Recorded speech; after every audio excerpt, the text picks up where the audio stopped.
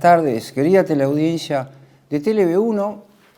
Un gusto realmente encontrarnos en la pantalla en la entrega número 9 que corresponde a la presente edición de este programa, que trata sobre el progreso del globalismo en orden a lo que se ha dado en llamar la Cuarta Revolución Industrial. Siempre lo hacemos sobre la base de episodios puntuales de la vida política que de alguna manera justifican, avalan o tal vez podrían de algún modo contradecir el guión de la exposición que les vengo ofreciendo. En este caso, una vez más, creo que estamos tomando cuestiones, aspectos de la realidad candente que no hacen más que confirmar el ritmo de cuanto venimos tratando en las diversas entregas. Hoy el título que me ocupa, que me ha parecido oportuno ofrecerles, es acerca, como ya anuncié en la entrega anterior, de la reciente aparición, de la encíclica recientemente aparecida, Magnificat Humanitas, y me pregunto, y nos preguntamos con ustedes, en esta comunidad de teleaudiencia que se ha constituido espontáneamente, participativa por lo demás, nos preguntamos, acerca de si esta encíclica está en contra del proyecto de la inteligencia artificial o más bien opera en su favor, o más bien argumenta en su favor. ¿Por qué? Digo que aliento a la alternativa de que se trate de un texto que habla más bien a favor de la inteligencia artificial. Hacía notar una periodista en la edición, en un editorial del diario La Nación de este último fin de semana, si mal no recuerdo, el día sábado, a propósito de una encuesta que se hizo en las universidades inglesas y también norteamericanas respecto de la presentación de la inteligencia artificial como herramienta del globalismo, pero como un hecho irreversible.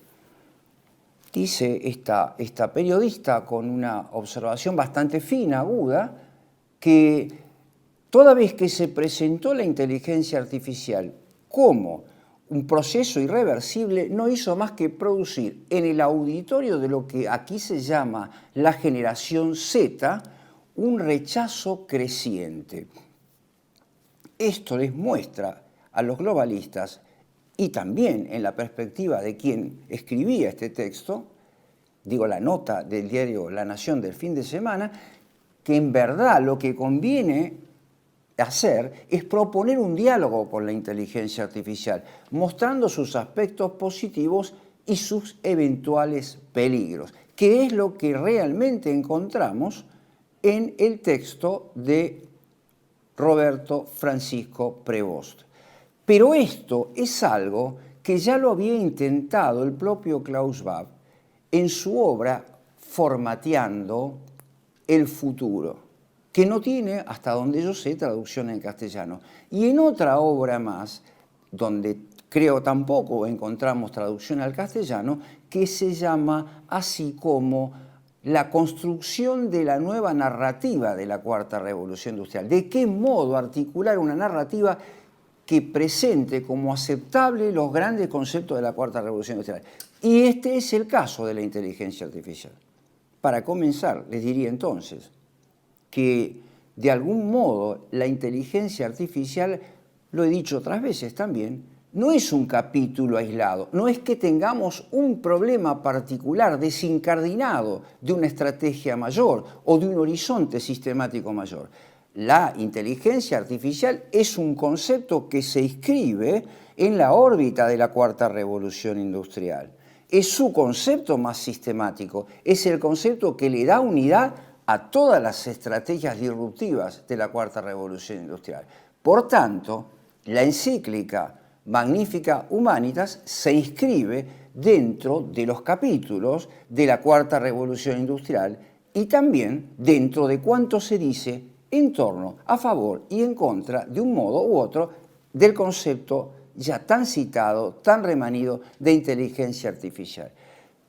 Pero lo grave aquí, y que pocas veces se subraya, al menos no lo he leído con cierta frecuencia, es el hecho de que también la Cuarta Revolución Industrial representa un capítulo dentro de la tentativa más amplia del globalismo de fundar, de refundar una nueva creación, lo que constituye, lo que lleva, lo que eleva nuestra temática, como lo dije otras veces, a un problema de carácter teológico y político que justifica no la intervención tibia de la Iglesia Católica o lo que se llama, lo que se autodenomina hoy la Iglesia Católica, sino que justifica el más severo llamado de atención y crítica frente a esa tentativa, evidente por lo demás, de constituir una nueva creación.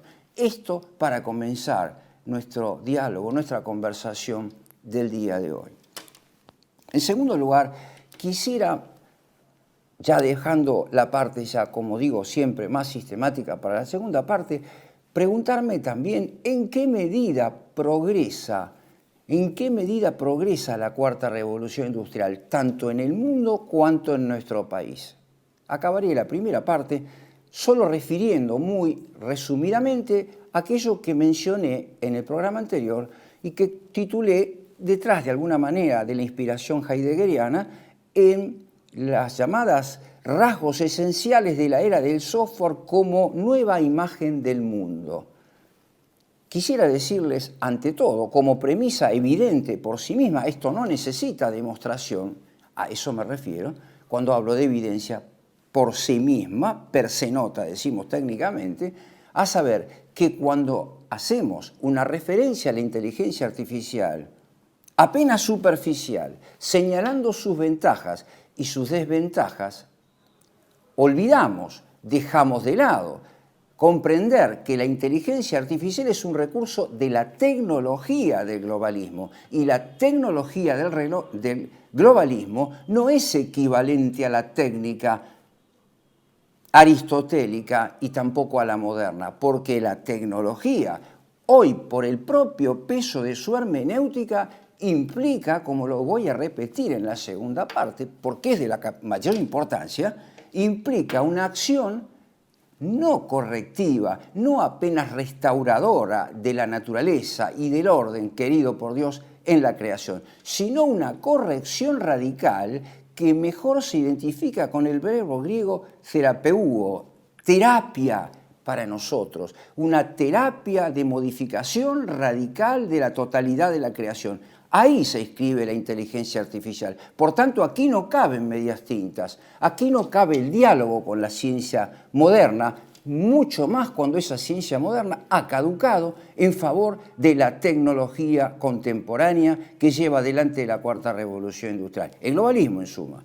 Porque esa actitud de diálogo que propone hoy esta encíclica, y ya iremos viendo de qué manera, está explícitamente condenada por el sílabus.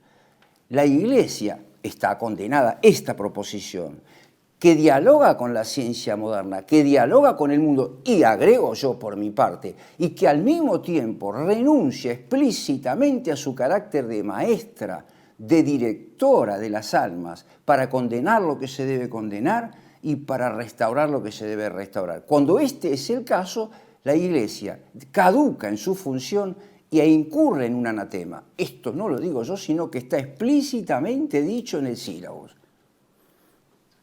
Si vamos un poco más adelante, entonces, a ver de qué modo está progresando, tanto en el mundo cuanto en nuestro país, este proyecto de la nueva creación. Cuando hablo de nueva creación, entiéndase otros dos conceptos, como dije recién, el de cuarta revolución industrial, que no implica apenas un modelo económico nuevo, que no implica una nueva forma de gobernar para el bien común, sino absolutamente lo contrario, la completa refundación de la obra creadora de Dios. Esto significa también en la letra y en el espíritu de los globalistas, y es explícito. Se puede encontrar en cualquier libro de ellos. ¿Cuáles son esos hechos en el orden internacional? Bueno, creo que hoy es un mal momento para una reflexión de este tipo porque de alguna manera nos ocupa, por lo menos a la hora en que estoy realizando aquí en los estudios esta grabación para ustedes, nos ocupa la sana alegría de aquella parte positiva, solo afectiva, del patriotismo subyacente, sin metafísica, del cual hoy nosotros somos sus cultores. Quiero decir con esto, hay alegría por un nuevo triunfo de la selección argentina, y esto no es algo malo en sí mismo, sino algo que de alguna manera y en su lugar y en su medida podría servir para unir a los argentinos por encima de todas las cosas detrás de ese enorme concepto que es la patria y que aquí está en el foco de la tormenta. Pero digo entonces, ¿por qué en su lugar? ¿Y por qué soy escéptico de ese patriotismo al que llamo solamente sensible y carente de toda metafísica? Porque no veo a tantos jóvenes, tantas personas mayores y tantas criaturas que se llevan en brazos con la camiseta de la Selección Argentina reclamando por los derechos de Dios en la creación, cuando en las propias narices de cada uno de nosotros día a día ocurren hechos que cada vez agravan y graban más la identidad patria, la religión de nuestros predecesores, la religión católica y justamente nuestra identidad, no apenas como argentinos, como patriotas, ni como católicos, sino la identidad como personas humanas según el plan de la creación. Allí hay que demostrar el patriotismo y esto está totalmente ausente. Por eso hablo de un patriotismo meramente sensible, que bien podría inscribirse en mi cultura de la inmediatez. Por un lado, el Mundial que está en curso, el Mundial 2026, pero por el otro lado, el enorme experimento de control de las masas que se está llevando adelante a propósito de este Mundial. No hablo de control de masas como si fuese una impronta personal que asumo, sino copiando el lenguaje de este materialismo radical que reduce al hombre, a las comunidades, a puro colectivo, a la masa informe. Saben ustedes que se está realizando un enorme experimento de control de comportamientos, no apenas en el desarrollo del juego, por ejemplo con el VAR, por ejemplo con la pelota que tiene un chip, por ejemplo con la determinación semiautomática de las posiciones fuera de juego, sino de los comportamientos de las personas dentro y fuera de los estadios a través del control digital, a través del reconocimiento facial. Y esto se ha puesto también en marcha valiéndose de ciertos recursos tecnológicos que vimos allá en 2019-2020 en Shanghái, en Singapur, a saber, esos robots, perros, policías robots, que ofrecen indicaciones, cuando no imperativos y normas de comportamiento, a las personas en los lugares públicos. Esto es un enorme experimento.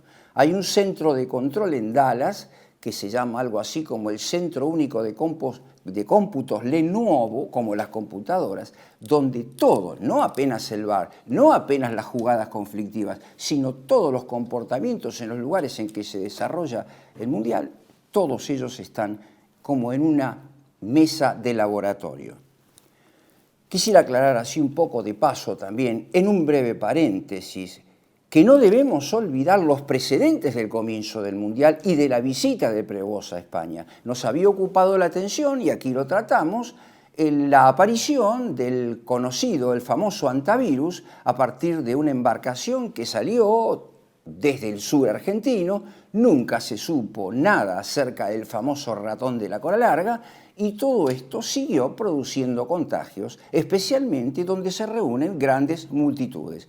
Hoy damos cuenta, vemos y leemos en los diarios que todos los partidos del Mundial se realizan a estadio lleno, pero aquí parece notarse cierta incoherencia, no sea cosa que después aparezca un contagio masivo, precisamente después de la misma advertencia que nos pusieron en pantalla los organismos internacionales para que no se produjeran estos fenómenos de gran concurrencia y desplazamiento de turistas y de público entre un estadio y otro, entre un país y el otro. Esperemos el final del Mundial y sus consecuencias. El otro hecho importante en el orden mundial que muestra el progreso de esta inteligencia artificial, llámese cuarta revolución industrial, es la visita de Prevost a España y también la aparición de la encíclica que hoy me ocupa. Digo la aparición de la presentación de Bergoglio, especialmente en el Parlamento español, cuando propone una visión angélica acerca del origen del catolicismo en España, donde nos muestra la fe católica como el resultado de un encuentro armónico y pacífico entre tres grandes corrientes del pensamiento, como es la que representa el judío Maimónides, el catolicismo y Averroes. Concepciones teológicas irreconciliables por donde se las mire. Esto es una falsificación histórica de la cual importantes historiadores españoles han dado cuenta oportunamente. Pero el afán, la ceguera ecumenista conduce a este personaje a presentar esto, abusándose de la ignorancia incluso de quienes lo escuchan, que infelizmente son la mayoría, para mostrar el ecumenismo que después va a campear por todos los guiones, por todos los ejes temáticos de su encíclica Magnifica Humanitas. Esto por un lado. Por el otro lado, el progreso de la nueva derecha tecnológica, también carente de toda fundamentación metafísica, y de su caballito de batalla llamada batalla cultural, de la cual habré de ocuparme también en cuanto toca al ámbito local. Quiero decir, crece el libertarianismo tecnológico de base judía, porque ese es el modelo de dominación, el dominio político de un profeta temporal, como dije muchas veces, superador de la persona divina, del Hijo de Dios encarnado, que se sentará en Sión para gobernar el mundo y resolver el problema de los desequilibrios y de la falta de sustentabilidad planetaria y global. Digo, crece el libertarianismo en esa dimensión en la medida en que se propone, aparece una nueva figura como sucesora de esta, tomo palabras de Klaus Schwab, gran referente y líder de la Cuarta Revolución Industrial, que hasta hoy viene siendo la señora Ursula von der Leyen, presidenta de la Comisión Europea. Surge ahora su vicepresidenta, la señora de origen ruso, Katia Kallas. La ven ustedes en pantalla probablemente ahora. Para que conozcan su imagen, es un personaje relativamente nuevo y podrán comprender y familiarizarse con esta mujer que va a tomar cada día más publicidad. Por otro lado, hemos podido leer un estudio comparativo entre el progreso reciente de las universidades, especialmente comparando las universidades inglesas, norteamericanas y las chinas. Estos estudios muestran el crecimiento exponencial y superador respecto de Estados Unidos e Inglaterra de las universidades chinas. Y ello, según el presidente Xi Jinping, debido a que China y sus universidades en particular han comprendido el imperativo de la hora actual, a saber, el progreso tecnológico está en la base de una nueva cultura que progresa de manera irreversible. Más claro, imposible. En tanto que los chinos invierten en ingentes cantidades de dinero para acrecentar exponencialmente su progreso tecnológico, nosotros encontramos nuestras agencias de investigación y particularmente el CONICET literalmente en bancarrota. El modelo de dominación es perfecto, de dominación tecnológica principalmente, que es el caso de la hora actual, en la llamada era del software. Enunciados estos elementos en el orden internacional, vamos ahora a acercarnos al plano local. ¿Cómo progresa la Cuarta Revolución Industrial al lado, junto a estos grandes temas en el orden internacional? Se ha puesto de manifiesto en los últimos días el viaje del señor Martín Menem a Israel para firmar acuerdos de colonización de los judíos, del pueblo judío en el sur argentino, tema que venimos tratando hace mucho tiempo, que es de dominio público, pero ahora, sobre la base de un subsidio, algo así como ocurrió, enormes facilidades para acelerar este proceso de colonización. Lo que había ocurrido en la década del 90 con Carlos Menem, precisamente, a propósito de lo que fue la inmigración china, que ya formaba parte de este proceso de globalización. Ahora, en la etapa terminal de la globalización, en este ataque final contra el orden de la creación, se promueve esta nueva inmigración, esta nueva colonización judía en el sur argentino, incluso probablemente financiada con el erario público, resultado del esfuerzo de millones y millones de argentinos a los que se le dice literalmente que no hay plata, ni siquiera para atender las necesidades urgentes y que claman al cielo de aquellas personas que necesitan especial cuidado del Estado, sea por su edad o por su condición física. Por un lado esto. Por el otro lado aparece nuevamente la figura del CEO de Yacimientos Petrolíferos Fiscales, el señor Marín, pero esta vez ya no presentando un software de control integral en las estaciones de servicio, a los efectos del control facial, de los gastos, de la tipificación, del estudio por perfiles de personalidad, de los gastos de cada uno para ofrecernos, como dice Klaus Schwab, antes y aun cuando no se lo pidamos, nuestras necesidades vitales, para controlar la cantidad de nafta que cargamos o la energía limpia que carguemos a futuro inmediato. Digo esto porque en esta oportunidad este señor, presidente de Yacimientos de YPF, visita Tesla, la empresa de Elon Musk, para tratar aspectos de colaboración mutua en cuanto a la electrificación del parque automotor. Comprenden ustedes que aquí va en juego no un concepto meramente industrial, sino profundamente antropológico-filosófico, como es la caducidad de la libertad humana. Porque si yo voy a depender ahora de la energía eléctrica para mover mi vehículo, es obvio que para mover mi vehículo queda implícita la autorización de la fuente principal proveedora de la electricidad.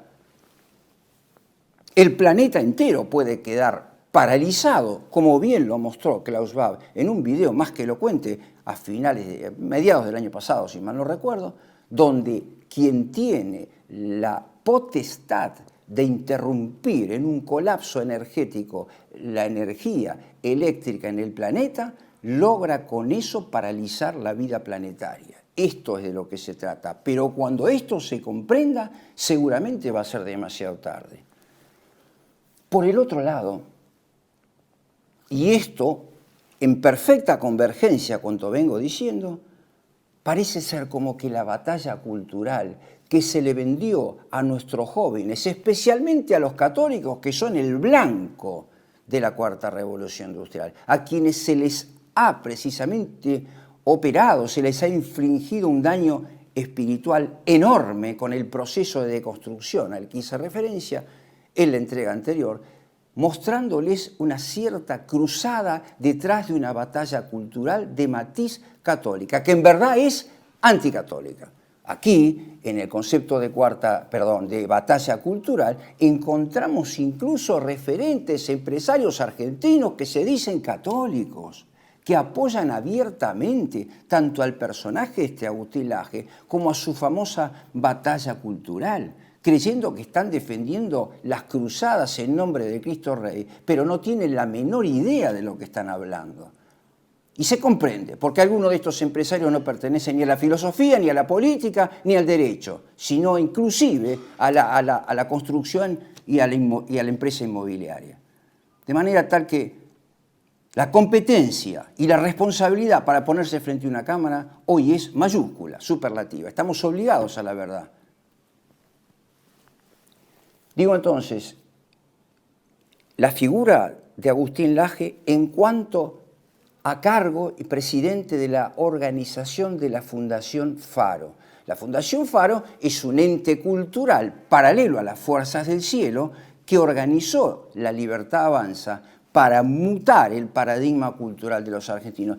Quisiera subrayar con esto que esto no es un invento del señor Javier Milei, sino que es algo de carácter ya internacional que nació en Estados Unidos, cuando no en Inglaterra, y que ya lleva muchos años. La libertad de los libertarios es algo dentro del cual el gobierno argentino forma parte de un engranaje ejecutor, pero no es que son aquí los inventores de cosa alguna, absolutamente no.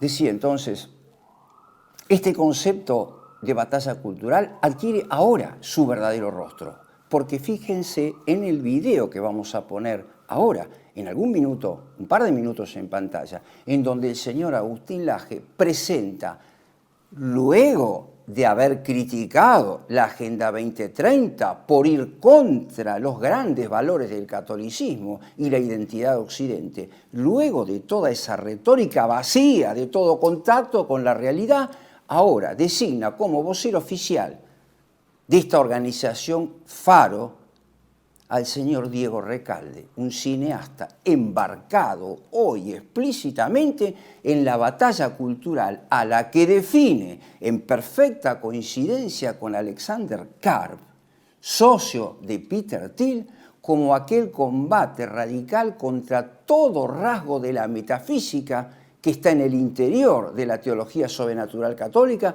y contra la fe católica puntualmente. Ese es el verdadero rostro de la batalla cultural que de alguna manera viene a constituir una cierta causa formal de esta adaptación de la Cuarta Revolución Industrial al caso, al modelo argentino. Esto es lo que está en juego.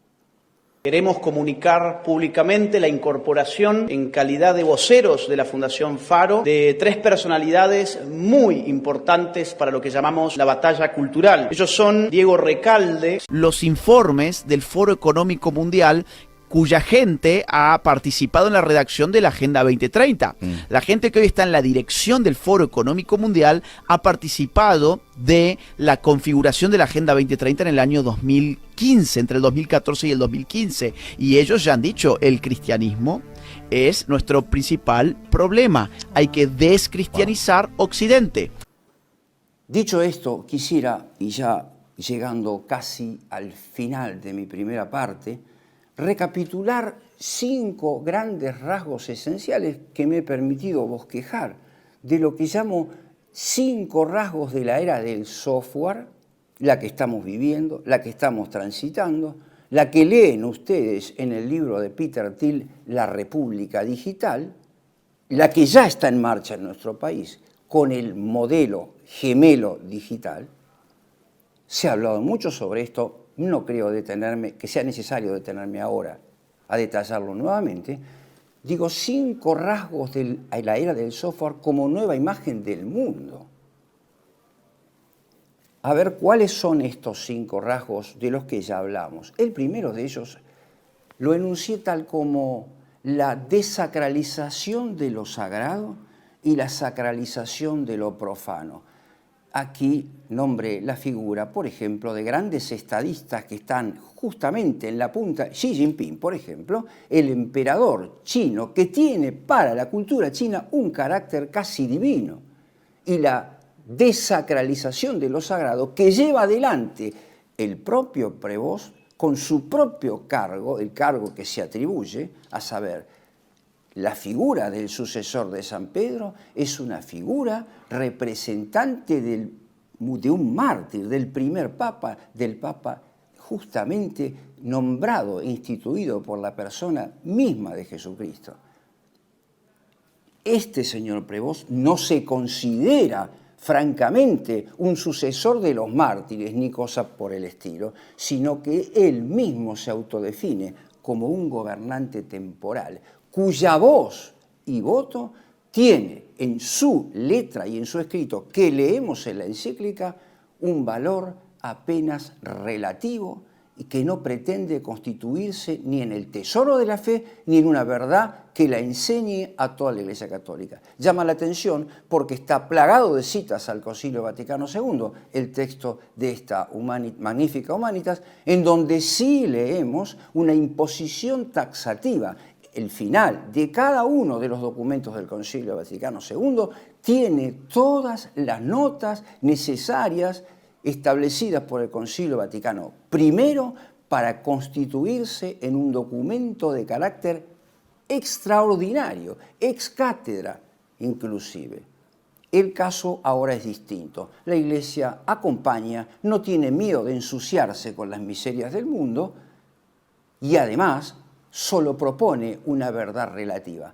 Piensen ustedes, para valorar, para estimar la profundidad de lo que estoy diciendo, que la Iglesia Católica, para todo católico mínimamente ilustrado, es una santa, católica y apostólica, y es la esposa divina de nuestro Señor Jesucristo. Por tanto, esa esposa divina de Cristo, que es una santa, católica y apostólica, no propone verdades relativas, no es una más entre muchos, es por excelencia la presencia de Dios en la tierra, es la verdad innegociable e inmutable por excelencia.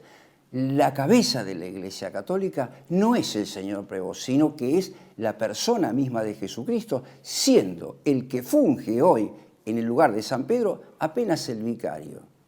Sobre esto habría que discutir, posiblemente, en un programa aparte.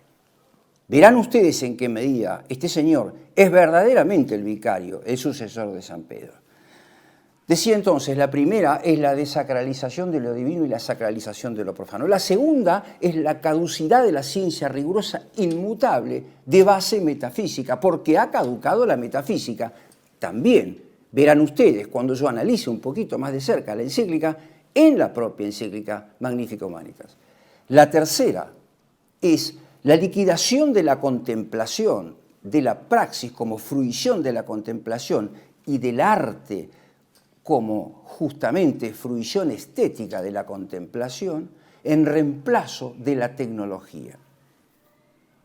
Esto, el reemplazo, el predominio de la tecnología, la liquidación de la contemplación en favor de la tecnología, constituiría mi tercer rasgo. ¿Por qué hay una caducidad de la contemplación? Porque no hay metafísica, porque todos estos globalistas y el señor Prevost a la cabeza de ellos están convencidos detrás de la crítica de la razón pura de Kant que no hay esencia alguna que contemplar, porque si hubiese esencias no tendría lugar en su discurso y en su guión el proyecto ecumenista, como ustedes verán, de nefastas consecuencias hoy todavía.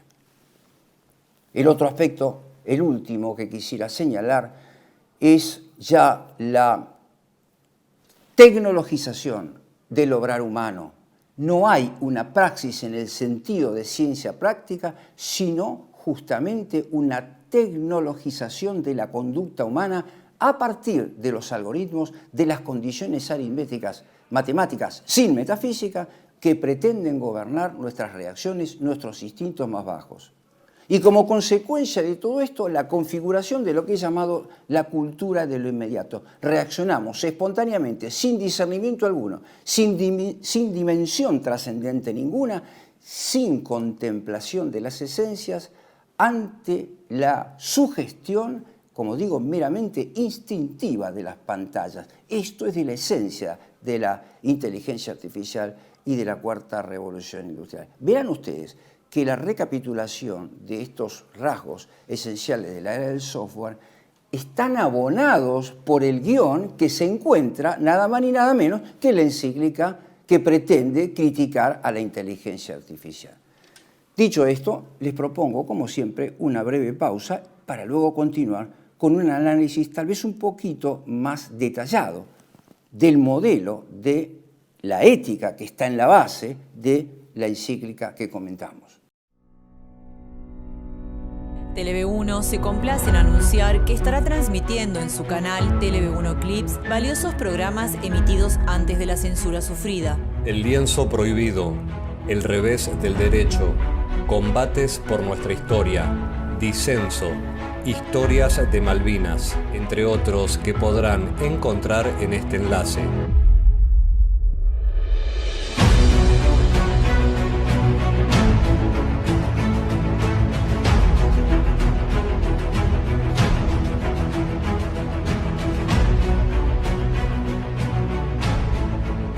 Agradecemos su aprovechamiento y difusión. Bienvenidos a CEPA, Centro de Estudios del Pensamiento Americano. Nuevo sitio web de cursos de formación en política, filosofía, historia, literatura, geopolítica, religión, psicología y más. Cursos de formación que reflejan el verdadero pensamiento americano. Lo invitamos a elegir el curso de su agrado ingresando en www.cepa.la.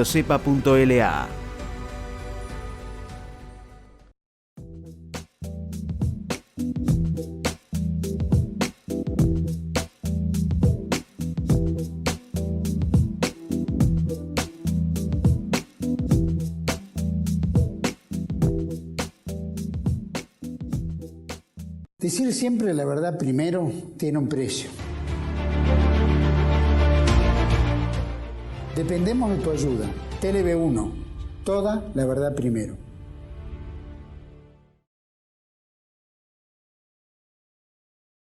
Continuamos entonces ahora ya con el examen ya un poco más cercano, más próximo, en primer lugar del contexto doctrinal y yo diría histórico-doctrinal de esta encíclica Magnificat Humanitas, para acercarme luego a su contexto sistemático, a su arquitectura interior, y allí es donde habremos de realizar, retomando algo de lo que ya dije en la entrega anterior, cuál es el verdadero alcance de esta encíclica y por qué considero a priori que se trata de un voto favorable a la inteligencia artificial. No una crítica, absolutamente no. En cuanto a la contextualización doctrinal de la inteligencia artificial y justamente de la cuarta revolución industrial, quisiera ante todo que comprendan, que hagan el esfuerzo de comprender y de alguna manera disculparme ante todos ustedes porque cuanto yo digo supone una serie de conocimientos que ninguno de mis televidentes tiene la obligación de poseer. Pero tratamos de ir cubriendo esas faltas, esas carencias muy justificables por las urgencias de la vida, naturalmente, con algún concepto positivo de lo que debe ser para que se entienda lo que no debe ser. A ver, ¿de qué se trata en este caso? Cuando hablo, por caso, del contexto doctrinal de la encíclica, quisiera hacer referencia al texto de Isaías 45, capítulo 45, renglón 18 y siguientes. Allí se lee en el Antiguo Testamento que Yahvé creó todas las cosas en una cierta armonía para la vida del hombre. Y no se le escapó a Dios que iban a haber muchos hombres, que iban a respirar todos al mismo tiempo y que también había una convivencia con los animales y con los vegetales.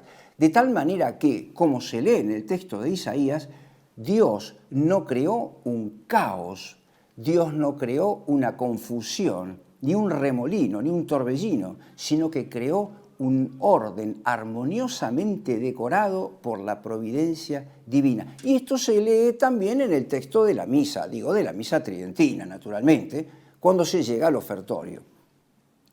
¿Por qué hago notar esto? Porque la figura a la que quiero referirme ahora es nuevamente este señor, al que llaman filósofo, que no es filósofo, no era filósofo porque murió recientemente, el señor Edgar Morin, el judío Edgar Morin. Acaba de morir hace poco, creo que llegó a ser centenario y un poco más. Este señor va a proponer la noción de remolinos, o sea, la generación de remolinos que impongan políticas, estrategias disruptivas para crear aquello que anuncié en la primera parte, vale decir, para refundar la creación, para proponernos una nueva creación. De ahí el concepto de disrupción, romper con el pasado, generar un caos, pero no el caos de Sion, no ese apeiron de Anaximandro, sino un caos provocado para luego proponer la solución de un nuevo orden mundial y, dije aquí, en este caso, de una nueva creación. Este es el señor Edgar Morin, que está presente a lo largo de las partes definitorias de Magnificat Humanitas, cuando se habla, como lo hace este señor en un escrito póstumo, que realmente los conceptos liminares frente a la crisis del mundo moderno son la fraternidad, la igualdad y la solidaridad. Bueno, más claro es imposible. Estamos poniendo, en lugar de los principios innegociables de la fe sobrenatural, de los principios primeros del razonamiento tanto práctico como especulativo, aquellos que Dios inscribió en el alma de cada uno, en el corazón, según el texto bíblico de cada uno, nada menos que al ideal de la masonería, de la francmasonería, que es esencialmente anticristiana, que es esencialmente anticatólica. Esta es la propuesta de Edgardo Morin, que se encuentra al buen lector a la vista en los primeros de los 244 artículos que propone la encíclica Magnificat Humanitas. Ahora, esto ha suscitado después una crítica una crítica y votos favorables a la encíclica. Una vez más, como lo hice notar en la presentación anterior, aparece la figura del conocido para nosotros Gustavo Vélez, quien nos muestra una inteligencia artificial y además la solución de Prevost como un faro iluminador de la cultura, como la solución de la hora actual para restablecer, para preservar la dignidad de la persona humana. Y ya vamos acercándonos con esto a lo que es central. Después aparece la crítica, porque este es un voto favorable del señor Gustavo Vélez, aparece la crítica de quienes deberíamos haber esperado algo un poco más serio. Una crítica, a mi juicio, meramente coyuntural, meramente superficial, en la letra, en la redacción de la Fraternidad Sacerdotal San Pío X, que se limita a hacer notar lo que dijimos en esta pantalla en el programa anterior, a saber, la inversión de algún modo copernicana, desde que la encíclica no pone en Dios el principio y el fin, sino en la persona humana. Pero ninguno, ni Prevost, ni la Fraternidad San Pío X, que pretende criticarlo, discute el modelo metafísico ausente, el modelo ético relativista, tampoco discute la incardinación de todo esto en ese gran proyecto de la liquidación del orden de la creación. Es mucho más grave esto que el hecho de haber interrumpido justamente el progreso del movimiento de la Santísima Trinidad en la pura temporalidad, porque lo otro es un ataque directamente contra la persona divina, contra las tres personas, que es de lo que se trata aquí. Dicho esto, vamos un poco ya a las cuestiones más sistemáticas. Decía entonces que hay aquí una teología trinitaria invertida. No es que no diga el señor Prevost que el hombre fue creado a imagen y semejanza de Dios y que se incardina en el movimiento de la Santísima Trinidad, como yo lo he dicho aquí también. El Padre, pensándose a sí mismo, genera al Hijo y la relación entre ambos, el amor entre ambos, es lo que llamamos el Espíritu Santo orientador en nuestro camino temporal de regreso al principio, alfa y omega. Este es el tiempo y el ritmo de la historia de la humanidad, de la historia planetaria, de la historia de la creación. No es que no diga esto, sino que lo niega a renglón seguido porque deja al hombre y a la Iglesia empantanada en la temporalidad, reduciendo el problema de la inteligencia artificial a un problema de carácter cuanto menos socioeconómico. Porque favorece a los ricos y discrimina a los pobres, porque asocia el concepto de dignidad de la persona humana al que pone como fin de su reflexión, porque lo asocia literalmente con el texto y con la letra explícita, nada más ni nada menos que de popular un progreso de Pablo VI, llamado Pablo VI, en realidad uno de los personajes más nefastos que tuvo la historia de la Iglesia Católica contemporánea. Montini, su nombre original. Digo entonces, a partir de ahí podemos continuar el análisis para comprender ahora que en la base de esta encíclica hay una ausencia de metafísica, pero porque ya se ha asumido como propia la carencia de las esencias, del horizonte orientador de las esencias, excluido en virtud del ecumenismo que guía desde el Concilio Vaticano II hasta hoy toda la política diplomática vaticana y también la fe que enseña justamente esta Roma apóstata, a la cual me vengo refiriendo ya en varias oportunidades. Como consecuencia de ello, algo que es gravísimo y que notamos ya un poco más adelante, especialmente en el parágrafo número 18, se propone radicalmente, explícitamente el modelo de la autonomía de la política respecto del saber superior de la metafísica y de la teología sobrenatural. Una cosa es la autonomía relativa, el distinguir para unir, y otra cosa es que los asuntos temporales circulan por una vía que nada tiene que ver con los presupuestos y los imperativos, tanto de la metafísica, de la ontología de la persona humana, también nombrada por allí, sin ninguna relevancia sistemática, y de los presupuestos obligatorios de aquellos que llamé principios innegociables de la fe sobrenatural. No puede haber una verdad científica humana que contradiga ni una sola iota de la fe sobrenatural. Pero aquí se deja vía libre para que esta famosa teoría de las dos verdades, de por lo menos origen árabe del siglo X, en Alfarabi, Averroes, como nombré antes, todo esto remata en el concepto de ecumenismo. Allí se propone, como digo entonces, la autonomía del saber temporal respecto de los imperativos de la única fe verdadera. Por principio, encaja perfectamente bien aquí, ¿qué cosa? Lo que dije antes a propósito de la caducidad de toda ciencia rigurosa, porque cabe aquí una pequeña digresión. Si yo niego el mundo de las esencias, si yo niego que este vaso de agua posee una esencia que conozco por vía de abstracción cuiditativa, y consecuentemente puedo, por tanto, construir otros vasos diferentes, pero que esencialmente se identifiquen con la categoría vaso. Si yo niego esto, entonces la pregunta que procede es a saber cómo puedo entender el mundo que me rodea, cómo puedo entender el ritmo de la creación y aquello de que el arte imita a la naturaleza en sus esencias. Es ahí donde Kant propone ya no las esencias, sino la proyección de esos moldes a priorísticos llamados las categorías a priori del entendimiento para construir, para sustituir a Dios en la tarea creadora y construir una nueva realidad. Por eso he dicho en otras oportunidades, en reiteradas oportunidades, que aquí de lo que se trata es de la profundización del modelo iluminista, por esta misma actitud negadora de la metafísica. Pero en su lugar, lo que se propone es lo que se llama una cierta ecología integral. Esto es terrible porque liquidado el ser, que es la comprensión manifiesta de la razón de Dios creador, sin agotarlo naturalmente, procede la sustitución por este invento de la ecología, por este invento del globalismo, que es la ecología, el sistema, el medio ambiente como nuevo imperativo de nuestra conducta. Nuestra conducta será sostenible, será transparente, en suma legítima, toda vez que respete, como digo, las exigencias del medio ambiente. Nuestras conversaciones, también se habla aquí,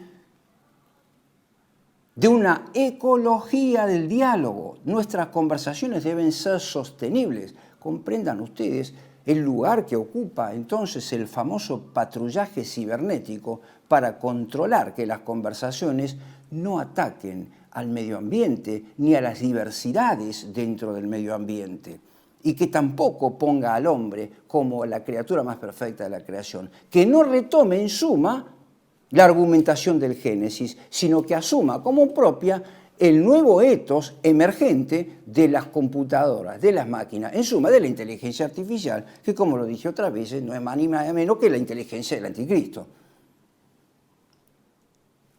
Si vamos un poco más adelante, encontraremos una antropología filosófica divinizada. Ahí, una vez más, aquellos rasgos de la era del software, porque es el hombre el final. Es el hombre el que define al bien común y no es el que es definido y transformado intrínsecamente por el bien común. El bien común se reduce en la encíclica Magnificat Humanitas a la dignidad de la persona, a restablecer, a fundar la dignidad de la persona. A lo sumo, por ahí lo llama, es un plus. El bien común político, el bien común es, en cambio, una categoría metafísica, por un lado, y moral política por el otro. Pero antes que eso, en el plano metafísico, el bien común es un concepto participado del bien absoluto, por participación de proporcionalidad intrínseca, que transforma, que funda el orden en las comunidades menores y en la propia persona humana, especialmente en el alma de la persona humana. Es un bien fundante, cualificante de la persona honesta y de la sana comunidad política. No un plus, no algo, un voto favorable de las asociaciones, como lo dice por allí, o tampoco de la dignidad de la persona humana, que consiste en un libre hacer y dejar a la conciencia personal.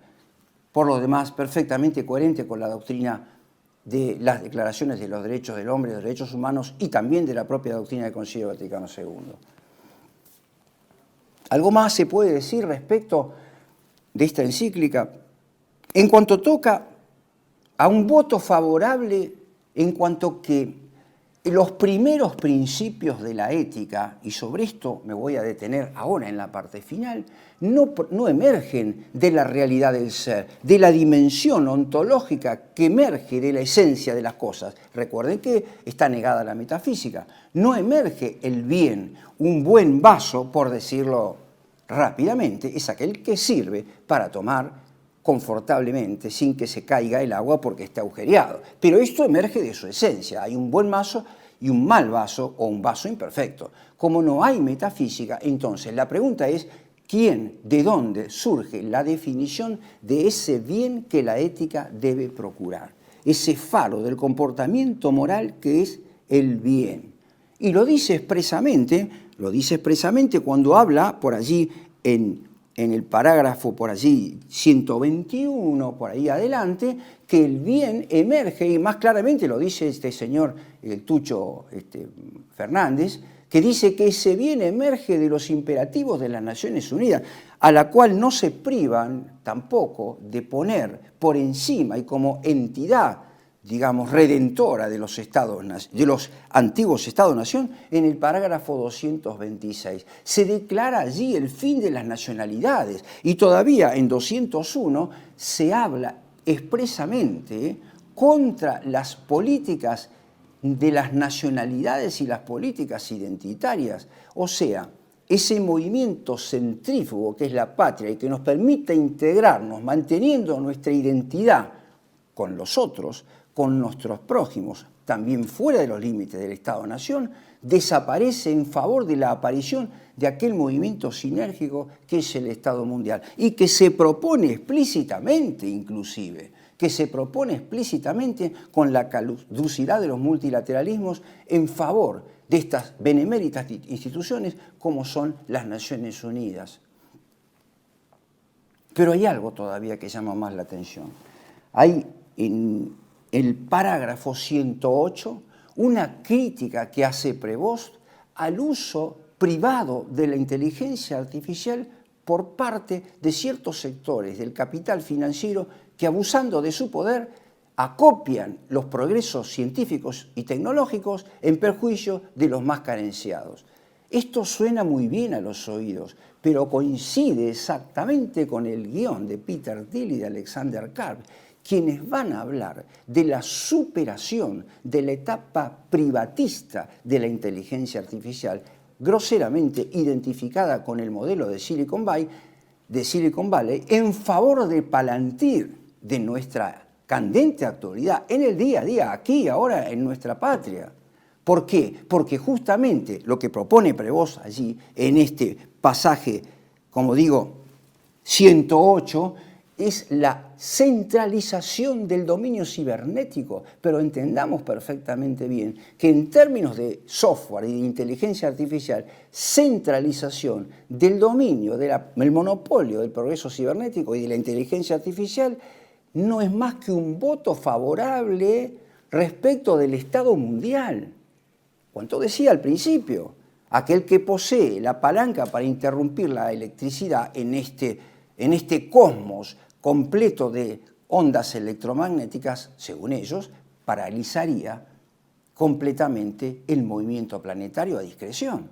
Bueno, esto se lee expresamente allí en 108 de la encíclica. Y en cuanto al voto favorable a las Naciones Unidas, 226 de la encíclica, un voto explícitamente favorable a la acción superadora del Estado-Nación en favor de las Naciones Unidas, cuando todos sabemos que las Naciones Unidas, la sociedad de las naciones antes, son intentos de posguerra cuya finalidad era lograr esto, un mundo totalmente unificado donde desaparecieran las patrias, las identidades y con ello la identidad católica de Occidente también.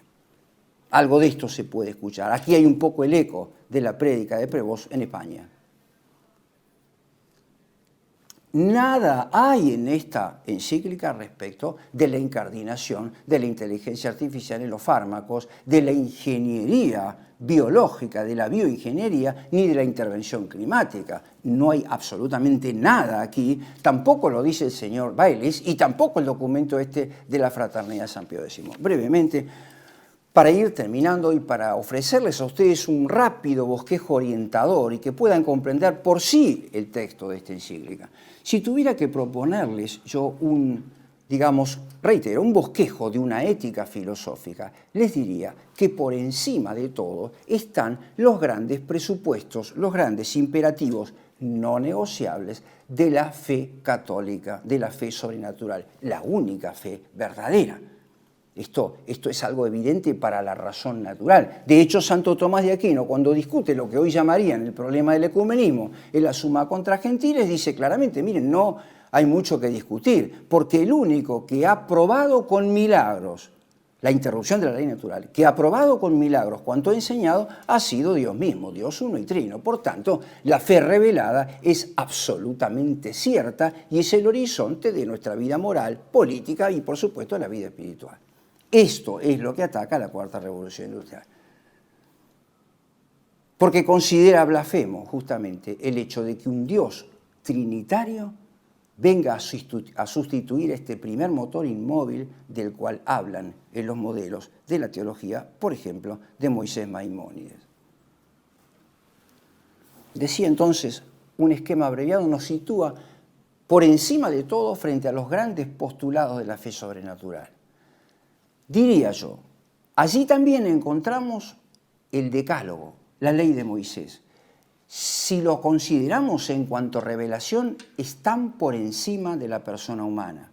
Pero si los consideramos en cuanto al razonamiento, tanto práctico como especulativo, y especialmente el práctico, que es moral y político, de la persona humana, se sitúan los 10 preceptos del Decálogo debajo, como especificaciones de los primeros principios evidentes por sí mismos. El más evidente de todos, a los efectos del razonamiento práctico, moral y político, es hacer el bien y evitar el mal. ¿Cómo se hace el bien? ¿Cómo se evita el mal? ¿De dónde emerge el bien? Justamente de la contemplación de las esencias que llevamos adelante mediante las llamadas virtudes intelectuales. Estas virtudes intelectuales nos permiten especificar cada uno de los preceptos del Decálogo como bienes concretos que deben ser realizados posteriormente en el aquí y en el ahora. Pero todavía por debajo de estas virtudes intelectuales aparece aquella áuriga virtud, la que va a llamar San Anselmo la áuriga virtud, la prudencia política arquitectónica. La madre de todas la causa formal de todas las virtudes, especialmente de la justicia política. No puede haber justicia política que no esté informada. Esta es la palabra propiamente que corresponde por la prudencia. Y a su vez, esa cierta nueva entidad, ese cierto todo virtual que constituyen justicia y prudencia son los que iluminan los campos respectivos de la templanza y de la fortaleza, llamadas por San Alberto Magno en el comentario a la Ética de Aristóteles y también de la Política, virtudes personales. Pero para luego constituir aquello que se llama la conciencia moral,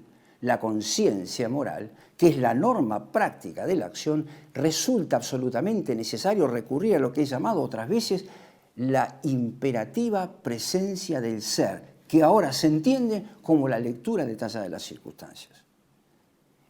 Fíjense ustedes cómo opera la Cuarta Revolución Industrial. No es un problema el de la inteligencia artificial y el de la Cuarta Revolución Industrial. No es un problema tan solo ético. Es un problema que comienza en el plano teológico, que continúa en el nivel metafísico y que remata en la cuestión ética.